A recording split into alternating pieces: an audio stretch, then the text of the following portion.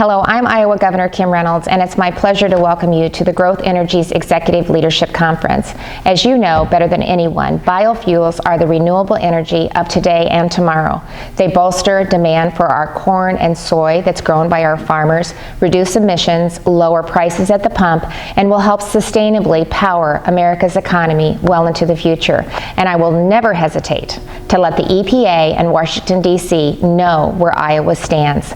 I've fought for renewable fuels and successfully lobbied for the sale of year-round E15, both with the previous administration and the current one.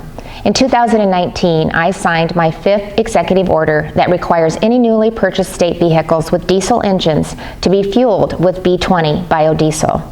Last year, as travel decreased due to the pandemic, I announced a $12 million state biofuel relief program to aid biofuel producers who experienced dramatic demand destruction, and created a separate $7 million retail recovery program to aid our fuel retailers.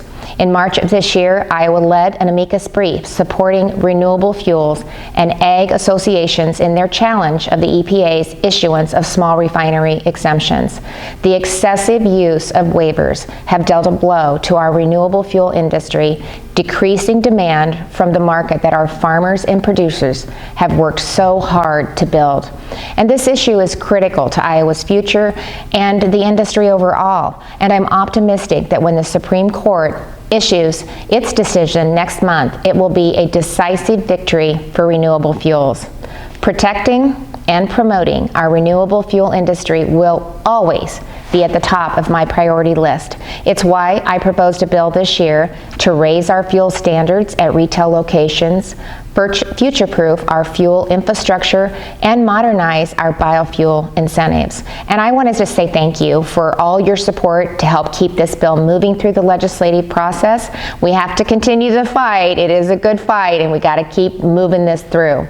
Supporting renewable fuels is right for Iowa's economy, it's right for the environment, and it's right for our consumers.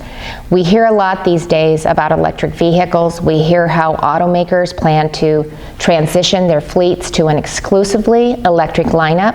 We hear about ambitious schemes to shovel federal taxpayer dollars into charging stations while leaving out biofuel producers entirely.